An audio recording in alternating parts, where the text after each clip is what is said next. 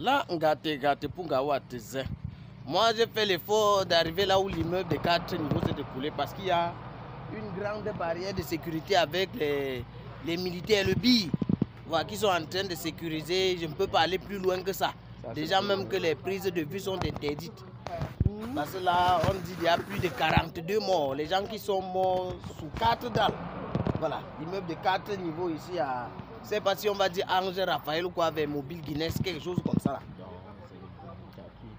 Jusque là, en dehors de la ministre de l'Habitat qui est arrivée et le gouverneur qui est arrivé plus tard, comme si on était en train de vouloir faire passer un message aux Rwanda-Pakistanais pour dire que leur vie n'était pas si importante que ça, qu'un immeuble de 4 niveaux tombe.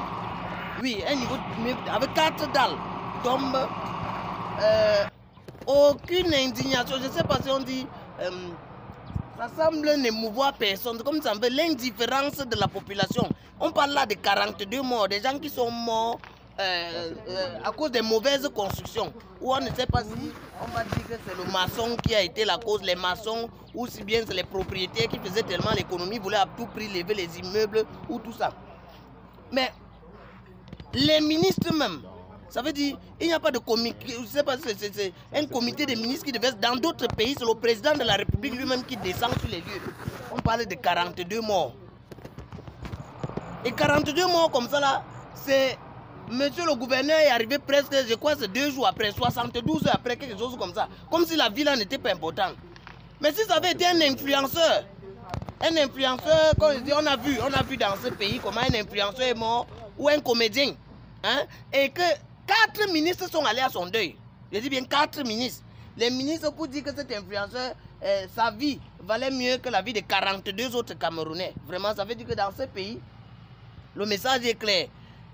C'est que nous qui sommes là et dont la vie ne tient qu'à un fil, comme la mort nous attend dans chaque coin de la rue là, nos vies ne sont pas importantes.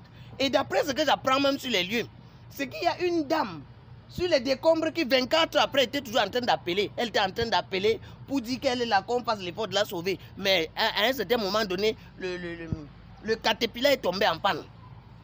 Le caterpillar est tombé en panne, c'est resté là. Depuis on l'appelle, ça ne passe plus. Nous sommes là. Ça, c'est notre pays, la République, je m'en foutiste du Rwanda-Pakistan. Je suis arrivé sur les lieux, je peux aller plus loin. Hein, d'après, parce que j'ai quand même pu faire comme on fait dans notre pays pour aller plus loin, mais je ne peux pas prendre les vues. Ça veut dire, je ne peux pas faire les vidéos aussi comme ça. J'ai dû décaler un peu, vous allez constater vers la plantation derrière. Ça veut dire derrière quelque part, parce que par devant là-bas pour entrer, il faut une autorisation spéciale. Quelque chose comme ça, là, il y a la population, quelques populations là-bas. Mais dans le pays, je dis même pour me renseigner, pour arriver ici, là, je me renseigne même, il y a certaines femmes au carrefour là, qui ne savent même pas qu'il y a un immeuble qui est tombé ici. Ça veut dire que c'est très grave. Notre indifférence face à la mort dans ce pays, c'est très grave. Ça veut dire que 42 Camerounais sont morts sur les décombres sur un immeuble qui est tombé. Mais aux alentours, les gens même s'en foutent. C'est comme si rien ne s'était passé. Parce qu'on a l'habitude de voir ça dans nos accidents en route. Rien. Jusqu'à ce qu'un jour, ça nous touche personnellement. Pour les influenceurs, les gens sont au courant. On bavarde un peu beaucoup sur les réseaux sociaux parce qu'on les connaît. Mais comme ces gens étaient des non-nèmes, 42 personnes, ça va aussi passer comme ça. Personne ne saura même qui sont morts. Et la vie continue. On dit, nous on va faire quoi? Vivons seulement.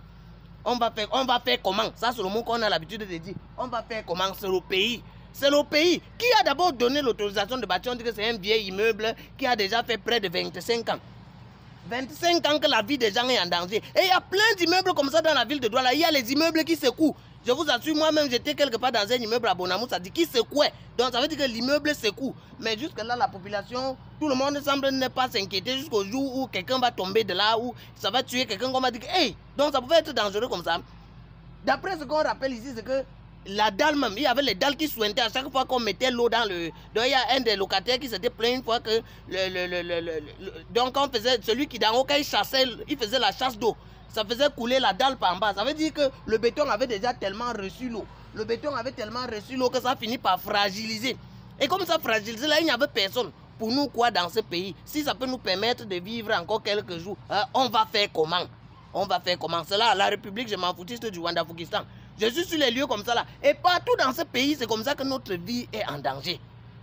Notre vie est en danger. Tu vas voir sur les réseaux sociaux, ce qui semble intéresser les gens présentement, c'est que oh, Papa Zoazoa est au CED, oh, Samuel Eto'o est en train de bagarrer avec Jalakwan, il y a ceci, mais 42 morts.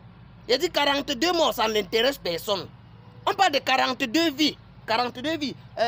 La population, là, chacun va à ses occupations tranquillement, là. Le gouvernement, même, au lieu de décréter, je ne sais pas où on dit, une journée de commémoration aux morts d'ici. Pas du tout. Mais dans d'autres pays, je vois les gens, il y a un pays, je crois que c'était en France, où il y a eu un désastre, il y a eu 7 morts. On a décrété cette journée-là comme une journée de lamentation, une journée de ceci, là. Mais dans notre pays, comme on est habitué à voir les gens mourir tous les jours, comme dans notre pays, la mort nous attend à chaque coin de rue là, donc ça fait que quelques 42 personnes même valent quoi, tout ça. Mais si c'est la mort de quelqu'un qui peut faire bavarder un artiste, la mort de quelqu'un où on peut profiter pour aller aux obsèques avec toute son armada, tout son arsenal de photographes, c'est filmé en noir avec les lunettes noires pour les femmes, elles ne tressent même pas les cheveux pour montrer comment on a mal. Or qu'en fait, au fond, on s'en fout. Parce qu'au fond, tout ce qu'on veut faire voir, c'est montrer aux gens que j'étais au deuil, oh ça me touchait, mais ça te montre que quand tu étais au deuil, ça te touche. Mais tu viens avec les photographes pour des films. Il y a d'autres qui vont aller, s'il y a l'accident, se placer devant la voiture, filmer avec le visage un peu triste, montrer comment ils sont touchés. Mais 42 personnes meurent. Eux, ils ne montrent pas comment ils sont touchés. C'est très grave. On a touché le fond dans ce pays. Non, on n'a pas encore touché le fond. C'est qu'on est même déjà fondu. Parce que notre qualité d'indifférence, c'est la mort.